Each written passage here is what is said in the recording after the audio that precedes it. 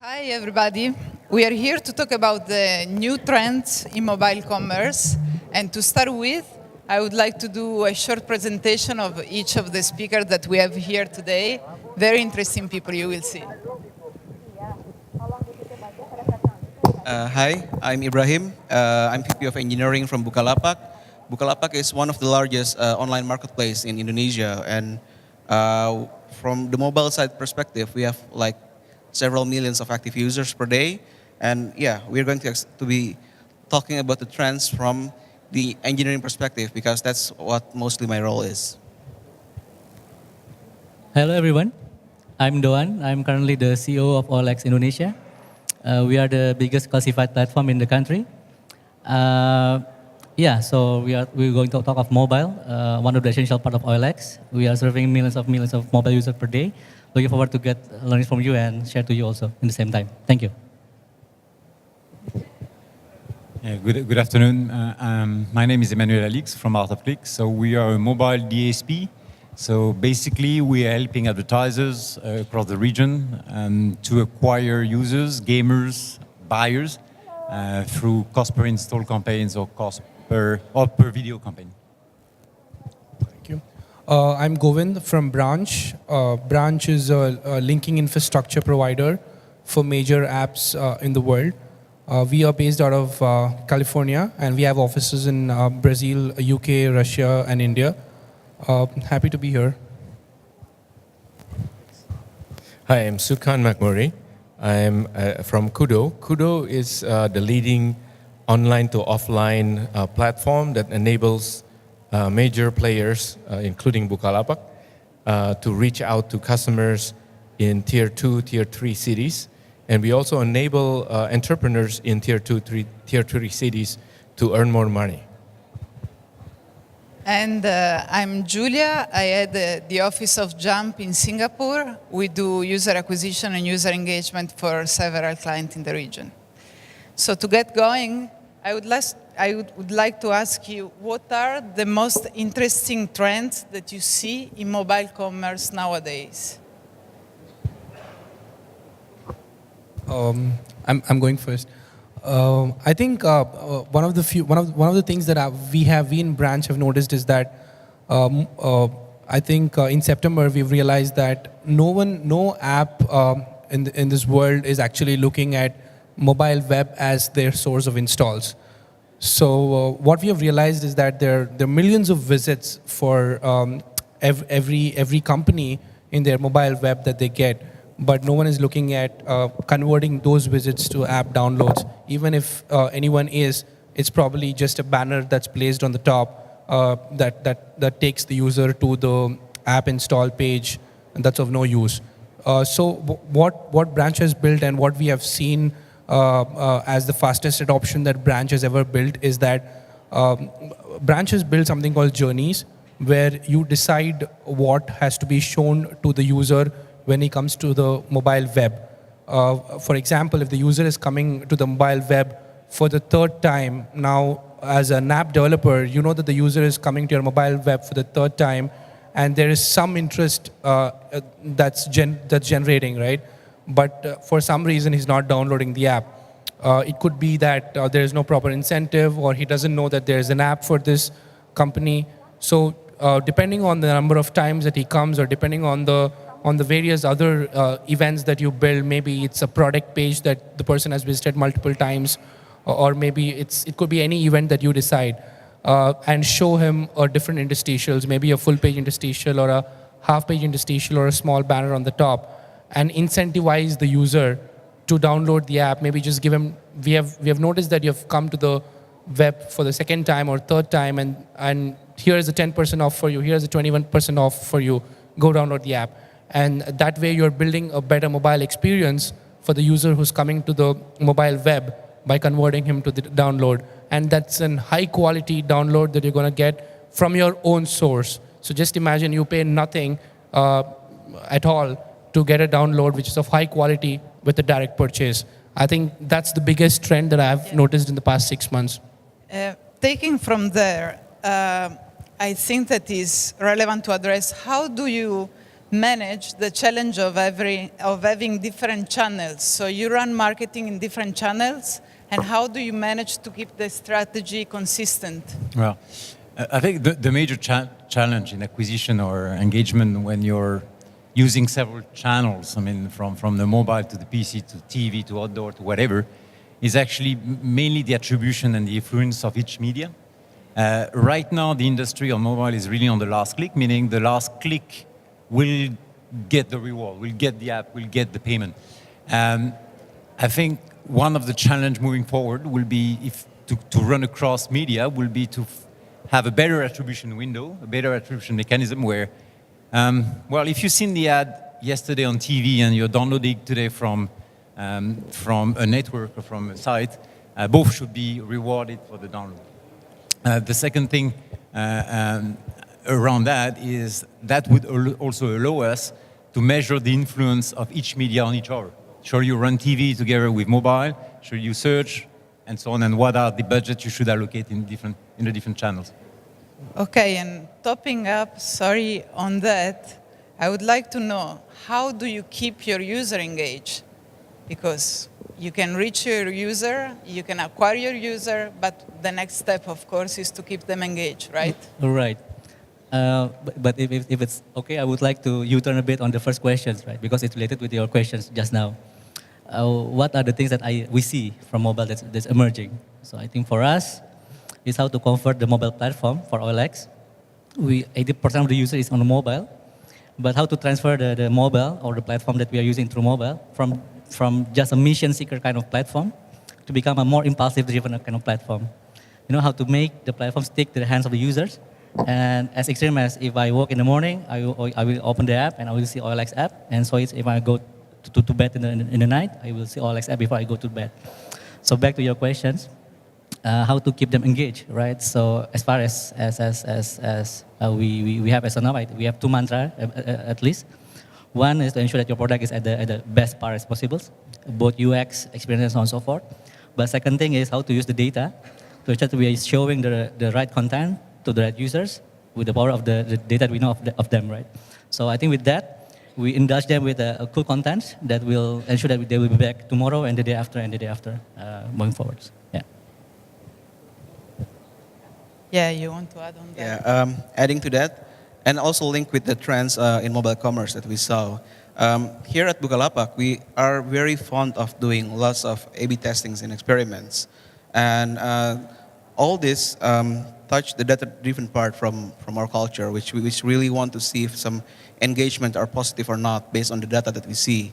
Now, doing all this in desktop is very easy or quite straightforward, but doing the same thing, the same kind of A/B testing or experiments in mobile for all these times are quite hard to do because in most cases we need to bake the testing in our app and then have it released and then have it tried in like a month or several weeks after the conception of the idea.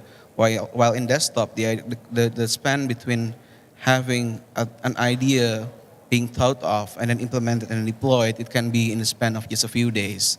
So there's a huge difference here in terms of what we can do to experiment with user engagement in mobile app versus what we can do in the desktop app. And I see the trends going forward is in this area to make it much easier for us to do experiments in mobile. Like for example, Google's acquisition of Firebase they're really pushing it as the way to do testings in your live production app through the remote config of Firebase, for example, and we can leverage that to really use a day-to-day A/B testing and experiments in terms of engagements for users, and this is something that will be used forward on mobile apps as much as we have it in desktop apps. Thank you. And now I would like to address actually the challenges that we are facing, that are many, of course, but particularly here in Indonesia, we have a situation that is about the lack of banking. Like most of the population doesn't have access to the banking system. So a lot of transactions are just in cash. We're talking about 22% only of the whole population that has access to the banking system. So how do you see the new mobile trend resolving this situation? Yeah, cash is somehow still king. Even people arriving at Cengkareng Airport still pay cash sometimes to get home to their taxi. So imagine that in a big city like Jakarta, cash is still being used heavily. In smaller cities, that's even more prevalent because 78% of the population, according to the president, still do not have bank accounts. That's about 170 some million people. So the question is, how can you, with cash, buy things at wonderful shops like Bukalapak? And the answer is kind of difficult.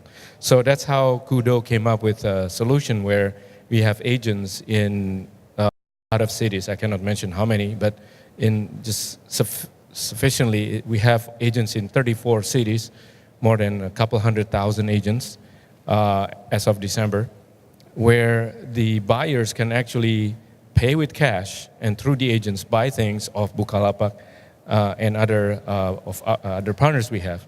So by not having the bank accounts, they still can conduct their purchasing pattern the same way as before. So that's the thing that we see. It's going to be happening more and more in Indonesia. Thank you.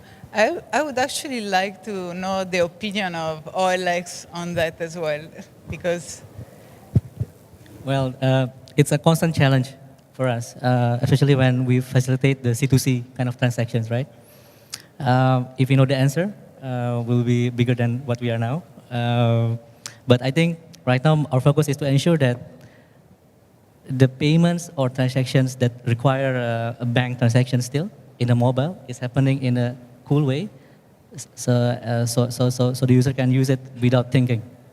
We haven't touched how to crack the unbankable users yet. We still now focus on ensuring that the one that have bank account is willing to use OLX in transact and in doing daily basis. I guess from that we can generate more word of mouth, and they will bring more people to join the club. Yeah. Great. Just to add on this, there are also innovation coming in the payment system. There are companies like Microbenefit or Storm here in Jakarta, which are going to connect platform with HR systems and payroll systems, and allowing merchants to actually directly deduct salaries or benefits from the buyers. That would also help increase the rates of OMCONs. Yeah, and actually I think we have quite a bit of experience from India as well, right? Because we have seen some important examples of how innovation can impact systems. Right. I think, of course, this particular problem might be the biggest in India because of the population that we have. But the e-commerce giants like Flipkart, Snapdeal have taken the route of cash on delivery. I don't know how that is treated over here, but in India it's huge. If anyone buys the product online, you don't have to pay the money by card, but when at the point of delivery, the delivery boy takes the cash. I think that has grown a lot, and it has helped a lot of people who doesn't have bank accounts or cards purchase what they want online. And beyond that, I think it's growing exponentially well, and especially in India, with the kind of initiatives that the government or the startups are taking, with the new payments back license, and there's so many other digital wallets that are coming out like Paytm, MobiKwik, where a transaction from one person to another person, or one person to a shopkeeper, or one person to an online merchant is extremely simple. It's not at all complex. So I'm hoping that would be going fast in other countries as well. But in India, I think I'm seeing a lot of positivity around it, and it's going to be the future. Mm-hmm. And yes. To add to that, and this is probably kind of like the things to come in the Indonesian market. Just about several weeks ago, Bukalapak just launched its first Bukareksa feature, which means basically you can buy mutual funds through Bukalapak. and how it can answer the low penetrations of internets or banking in the rural area or all over Indonesia is mobile. The key is always mobile because mobile is everywhere. And the nice thing with this Bukareksa feature is that, yes, you still need bank accounts, but if you want to subscribe, you can just fill in some forms, take a photo of your ID card with your smartphones, and then you can even do your signature in the mobile phone itself. So everything can be done entirely in mobile. And just by that, you can sign up a mutual funds and start investing, something that most people in Indonesia probably thinks is not for them because it's felt like a very high barrier. But then mobile can lower those barriers significantly, and this is what we're going to see in the future. Not just by Bukalapak, but all the players in Indonesia can join this and really enable this kind of penetration through mobile. Right. I think there you go. I think the power of mobile is only going to grow bigger, and you can do everything from mobile itself. So even I think with the payments bank license that Paytm and Airtel has taken in India, people can start taking loans from just an app, and they can, interest, everything is tracked just by the phone. You don't have to go to the bank and do anything at all. So yeah. Good. And taking from there, actually, we have another very big challenge here in Indonesia particularly, but it's not only about Indonesia. Internet penetration is only about 30% in the country. So we're talking about a lot of people that actually we can't reach online. What are we doing about all this offline audience, and how do we connect the offline with the online? Yeah, that's a very interesting question that Kudo happens to answer. So the agents that we have already recruited, couple 100,000 of them so far, they have access to Wi-Fi and also smartphone. Again, smartphone penetration is less than 20% in Indonesia, but with the agents having essentially 4 million SKUs, is almost like having a virtual Alphamart on their handphone, showing it to their customers, right? So their customers do not need to have smartphones or internet or bank accounts, and yet I, as an agent, can show you 4 million SKUs, and you can buy off with cash from this huge selection without the inventory, all this upfront cost of acquiring the inventory. But at the same time, I, as an agent, can also sell, for example, the microloans, insurance, and pretty soon, because Bukalapak is our partner, we probably can sell their Dana Reksa on our platform as well. It's just a matter of adding stuff that people could not access before, even though they have lots of money in the remote areas. So basically, we see mobile as a channel which can be indirect. If it is not direct, can still sort of help spreading the banking penetration as well as the internet penetration somehow. Right, because Indonesia has a lot of challenges, as you said. If we look at the pyramid of the population, 250 million of them, right? A lot of them do not have access to these things that we are so used to having in big cities. So we take it for granted, but those folks, they have the money, they have the cash, they do not have bank accounts, they may not necessarily have internet or phone access, and we want to cater to them. They've been ignored by the big players, and we do want to take care of them. Right. I think to add to Pak Sukan, as a platform, what we can do is, yes, it is good for us to build a cool Android app or a cool iOS app, but don't forget also for the early adopters.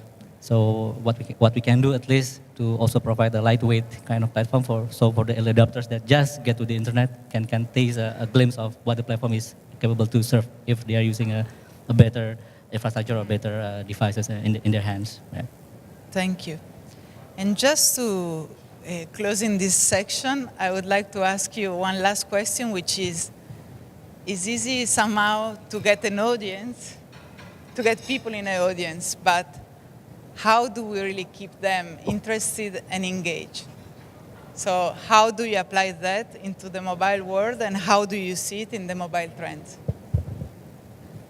I think it touched the point that I made before that in Bukalapak, our approach is doing experiments, A/B testings, see what kind of feature that make it easier for a user to be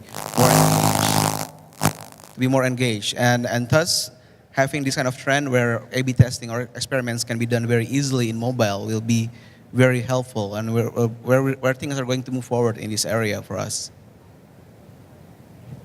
I think for me, it's two things. One is UX, second is relevance, right?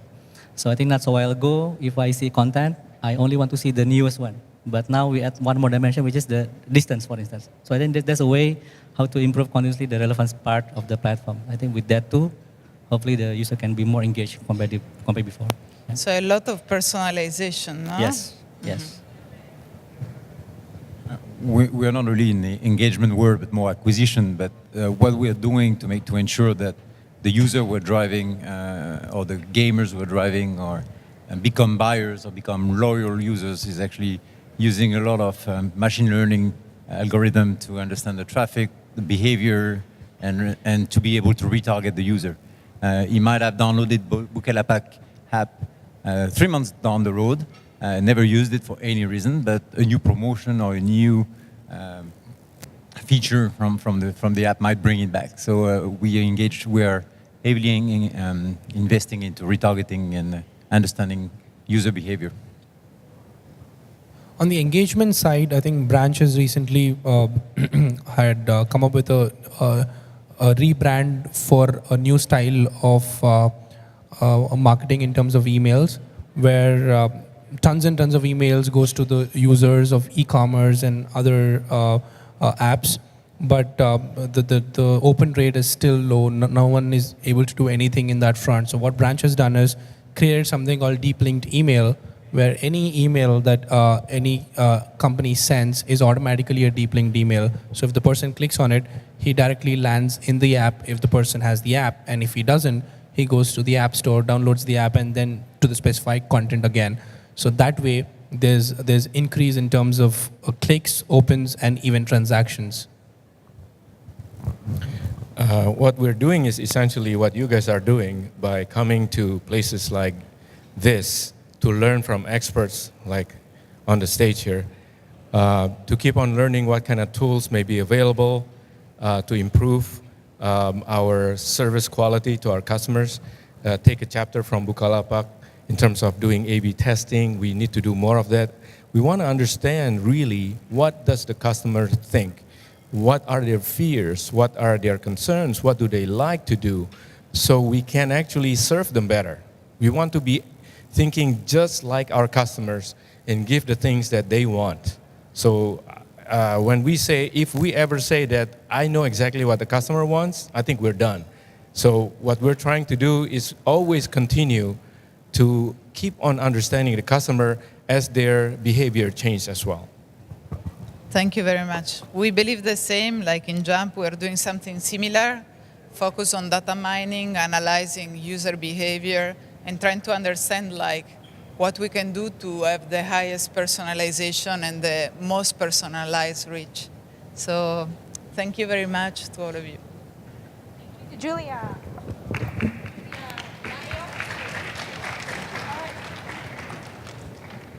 I'd like to invite on stage Venkatesh to present a little token of appreciation. Venkatesh and Sampath, if possible. Sampath or Venkatesh or both. Actually, why don't we have the both of you, because we want to take a selfie for the selfie contest of GMASA'.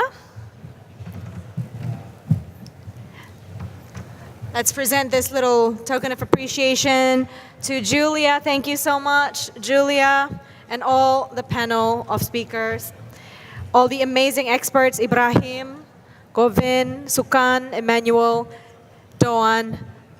Thank you all so much. Let's take a group selfie.